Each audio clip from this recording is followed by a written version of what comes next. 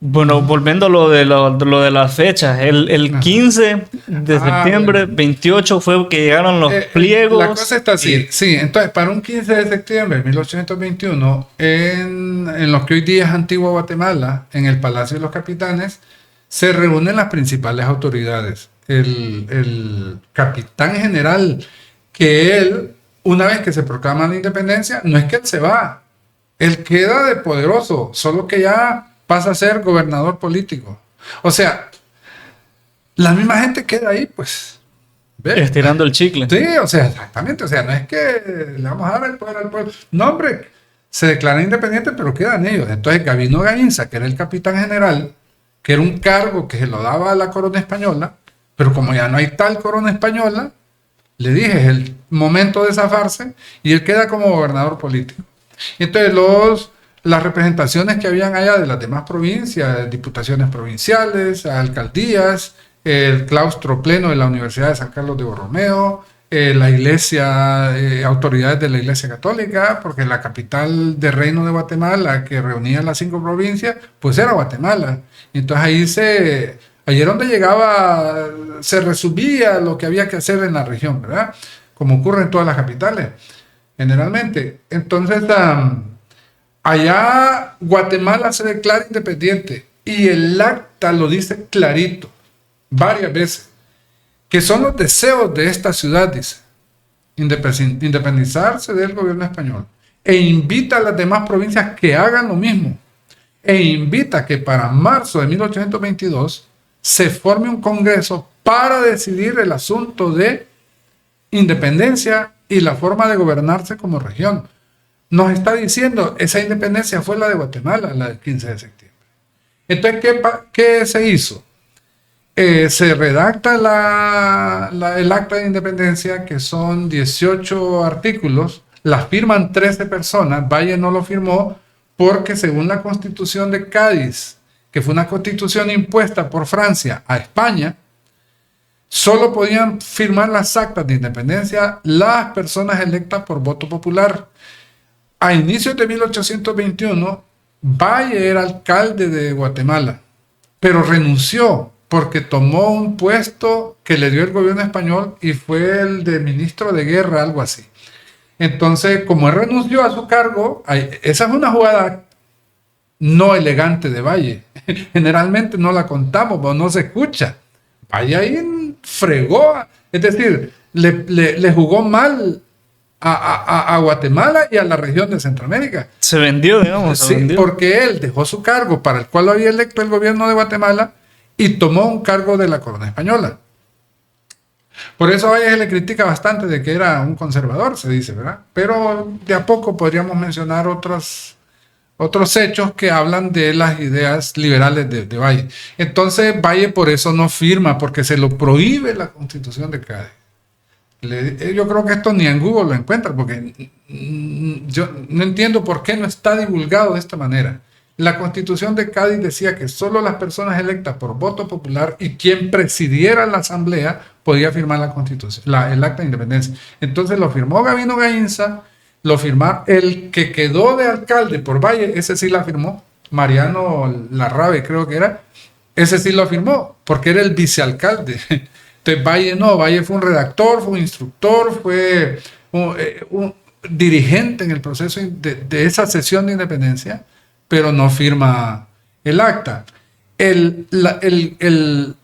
La proclama que hace Gabino Gainza la escribe Valle también. Si Valle es una figura de enorme trascendencia en este proceso. Entonces, eso que llega el 28 de septiembre a Comayagua y a Tegucigalpa, que le llamamos los pliegos, eran copias de estas actas. No podemos decir fotocopia porque no existían las máquinas fotocopiadoras, pero estaban los escribientes que hacían copia fiel del documento que se le pedía. Amanuenses le llamaban.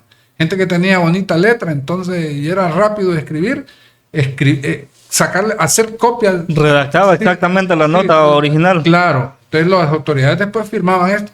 Entonces, ahí bien, se hacen copias del acta de independencia de Guatemala y la proclama de Gabino Gainza también, y de repente otro par de documentos más, cartas, por ejemplo, dirigidas a alguien, algunas personas importantes del resto de las provincias.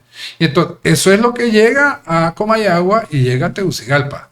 A Comayagua llegó vía Gracias, que se le llamaba Gracias a Dios en aquel tiempo, que hoy día es Gracias, la cabecera del Empira.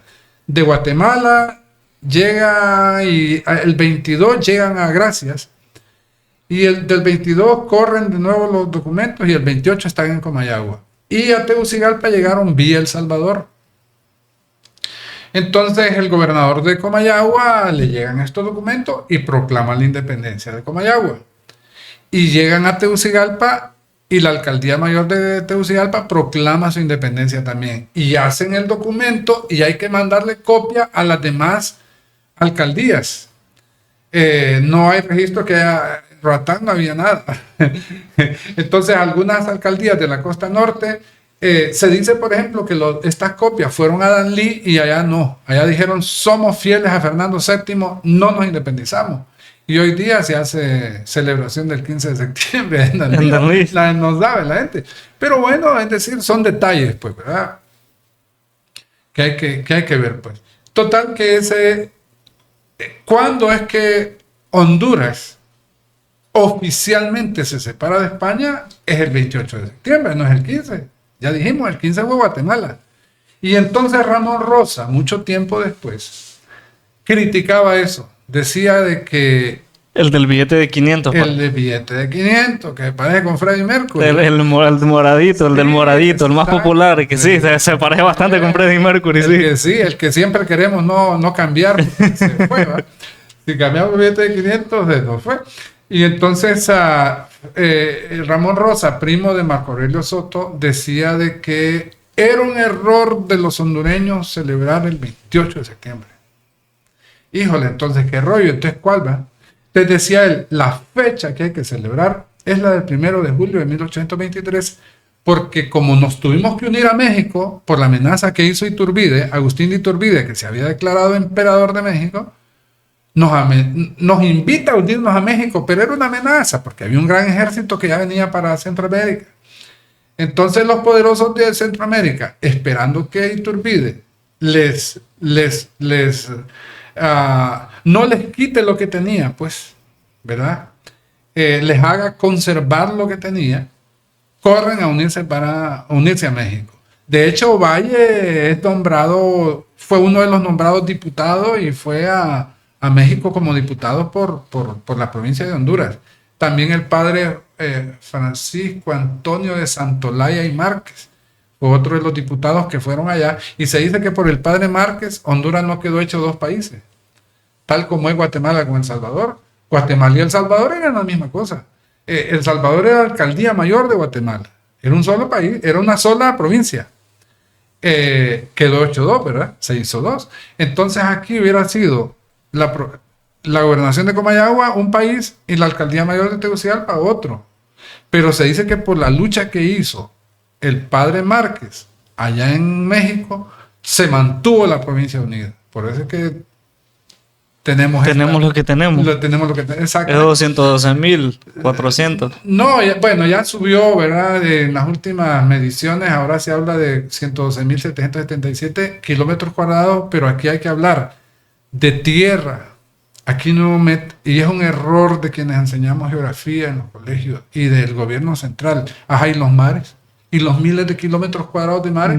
Óigame, si nosotros tenemos frontera marítima con México, frontera marítima con el Atlántico y Pacífico, que es algo, sí. Tenemos frontera marítima con Gran Bretaña, porque tenemos frontera con Caimán. Y como Caimán es de la Commonwealth, de la Organización de Naciones Británicas. Y entonces tenemos frontera con Cuba, tenemos frontera con Jamaica, tenemos frontera con Colombia. Toda esta agua, en gran parte, son miles de kilómetros cuadrados. Y eso la gente cree parte del territorio. Es territorio. Por supuesto, nuestros pescadores salen a estas aguas mientras no crucen los límites para otro país, están dentro de Honduras. Igual ocurre en la salida por el Golfo de Fonseca. O sea, los 112.777 kilómetros cuadrados son de las tierras emergidas, islas y la parte continental. Total, pues, de que por ahí va la cosa. El 1 de julio de 1823, Iturbide ya no está en México, lo deponen las fuerzas revolucionarias mexicanas y Centroamérica se declara independiente. Eso fue un 1 de julio de 1823. Y decía Ramón Rosa, esa es la fecha que deberíamos celebrar. No andaba pensando siquiera en la 28 y ni qué soñar con el 15 de septiembre, que era la de Guatemala.